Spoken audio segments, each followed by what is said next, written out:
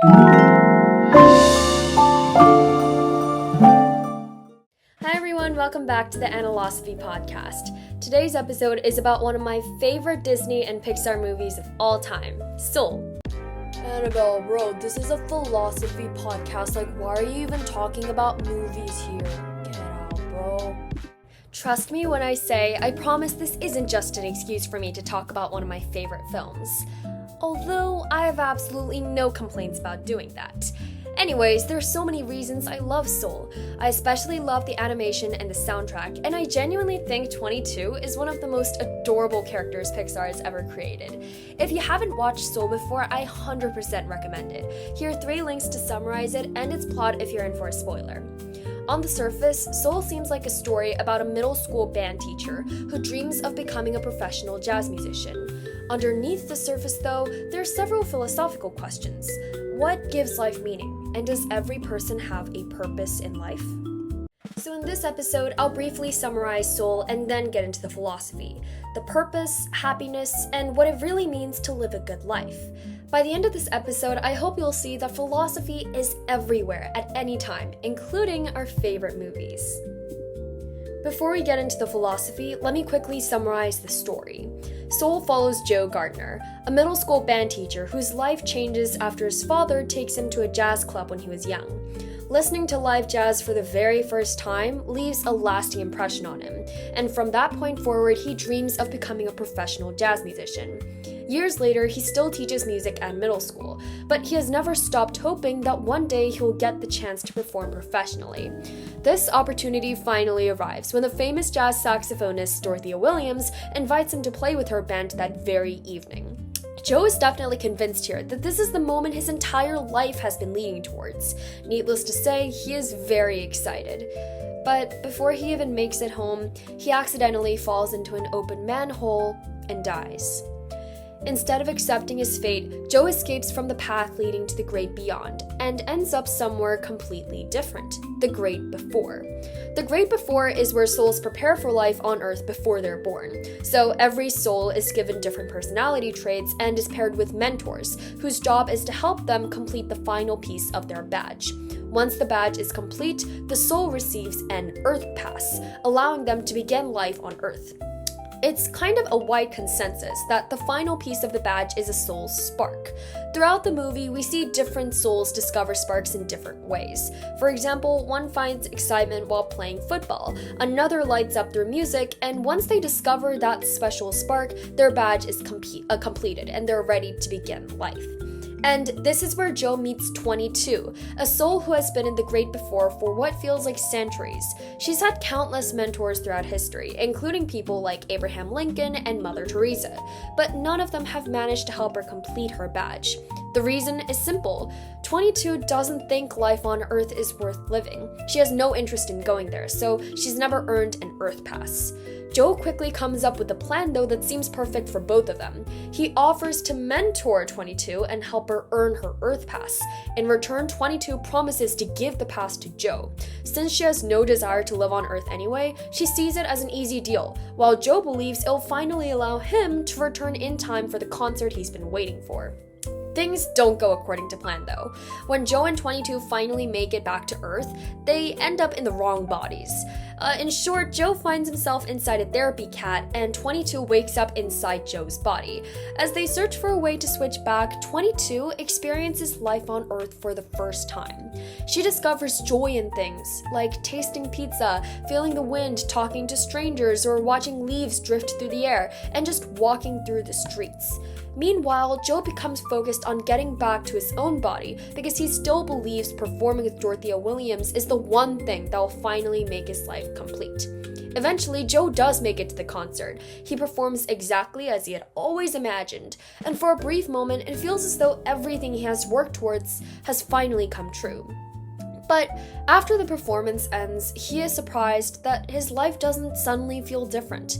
At the same time, 22 finally understands something she had been searching for all along. She realizes, both her and Joe, that the Earth Pass was never just about finding one perfect talent, one career, or one purpose in life. It simply meant she was ready to live. And this realization becomes the heart of soul. It's exactly where today's philosophical discussion begins. So with that being said, let's get into the philosophical discussion. So let's begin with the biggest philosophical question in soul. Does every person have one true purpose in life? The Great Before is very organized, so you naturally trust the system, thanks to Terry. Every soul has mentors, and every soul experiments with different activities. Every soul eventually completes the final piece of their badge and gets an Earth Pass afterwards. So if every soul receives an Earth Pass after discovering a spark, then surely that spark must be the purpose of their life. What's fascinating, though, is that people have been asking the same question for thousands of years. One of the first philosophers to really explore it that we know of was Aristotle, who lived between 384 BC and 322 BC in ancient Greece. Aristotle spent his life trying to understand how the world worked. And he studied a lot of things, almost everything you can imagine, from politics and biology to ethics and literature. So when he looked at nature, he noticed that living things seemed to develop in a very particular way. An acorn slowly became an oak tree, and a child gradually became an adult. So every stage of growth seemed to move towards something more complete than the one before. In other words, he thought living things naturally developed toward their fullest potential, and he described this idea using the Greek word telos, meaning an ultimate end or purpose. When Aristotle turned his attention to human beings, he reached a conclusion. He believed that every human life should aim towards what he called eudaimonia. Today, the word is usually translated as happiness, but we should think beyond being temporarily happy. Like, for example, I can be really happy one afternoon but sad in the next. But what Aristotle was talking about in this context was an entire life. A life that had been lived with wisdom, courage, kindness, and integrity. And success could certainly be part of that life, but it can never stand alone. In other words, becoming an excellent human being mattered more than being a successful one. And this idea made me think about Joe Gardner in a completely different way. When we first meet him, Joe believes everything that is important and meaningful in his life is waiting for him on a stage and doing jazz. Music has become much more than something he enjoys. As we can see in many parts of the movie, like when he's in the zone playing piano and we can see like his passion, we can tell that he really values music, and it's almost as if it's part of him, like his identity. So every ordinary day feels like another day spent waiting for the life he really wants to begin, which involves music. In fact, I think that applies to a lot of us, because a lot of us build our lives around like one or several future moments. For example, some imagine the university we might attend, the career we might have, starting a family, and forming really genuine friendships with the people around us. Those goals motivate us, and that's amazing. But the issue begins when we convince ourselves that life will only become meaningful after we've reached them. And without even noticing, the present is sort of like it's like a rehearsal for a future that just didn't happen yet. And watching Joe did make me realize how easy that mindset is to develop, because every decision sometimes is connected to one destination, like you do A in order to achieve B, because your attention is always fixed on where you're trying to go. And that's why Joe really appreciates this opportunity to perform with Dorothea Williams, and he genuinely believes that this performance will finally answer the question of whether his life had purpose or whether or not it mattered. Then there's 22.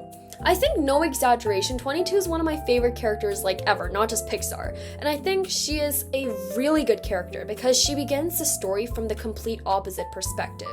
And unlike Joe, she isn't worried about finding a purpose or a career or making friends even. She isn't trying to become successful because she doesn't want to live on Earth. So there's a really good contrast between the two characters here. And after spending centuries in the Great Before and watching so many other souls earn their Earth passes, she convinces herself that there's something missing inside her.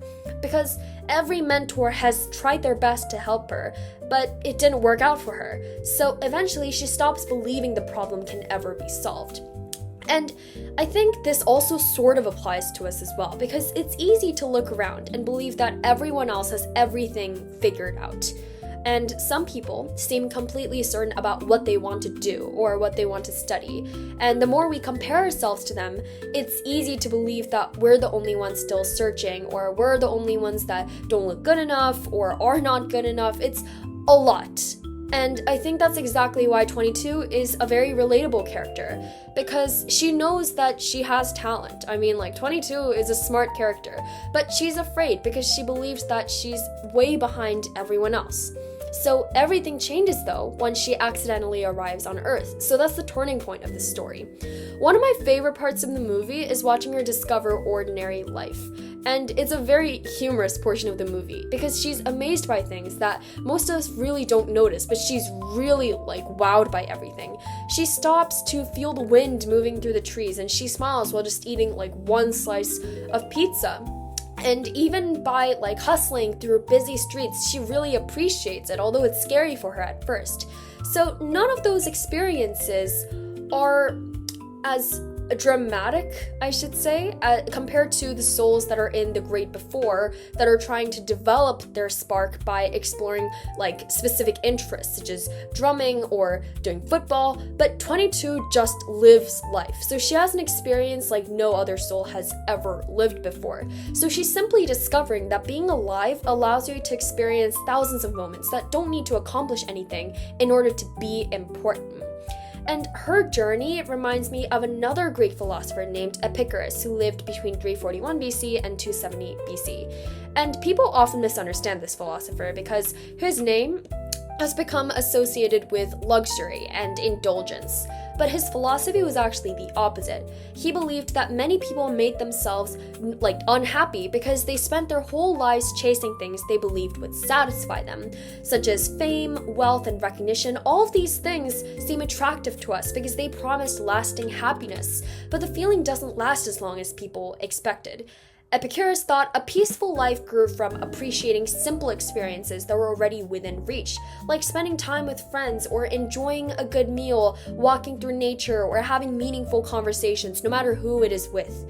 Reading about Epicurus after watching Soul, I definitely couldn't help thinking about 22. And her excitement grows naturally from paying attention to the present and appreciating everything around her. So, a lot of people may say, there's one perfect purpose waiting for us. And if there isn't, doesn't that make life feel completely random? Because some people might actually like the idea that everyone is here for a reason, because it makes life feel more certain. So without that, how do we know whether we're living the right way? And I think that's a very understandable reaction. Because we do like to be certain about things, and we like knowing. That's why research exists. And most of us would love to know exactly where our lives are heading as well. We would love to know that every excruciatingly difficult decision is leading towards the place we're supposed to end up, which removes any form of skepticism or doubt or clouding our judgment that exists in us, and that can feel pretty good.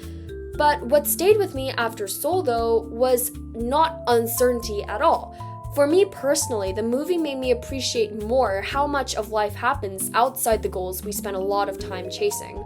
Joe does perform with Dorothea Williams at the end, and the performance is everything he hoped it would be, and he genuinely does well. He plays really well along with the band, and the audience applauds, and the dream he's had ever since he was a child becomes reality. But it does come to an end at one point. And people begin walking home, and tomorrow arrives, and it's his daily routine. So watching that scene, I do realize how many moments in our own lives are like that.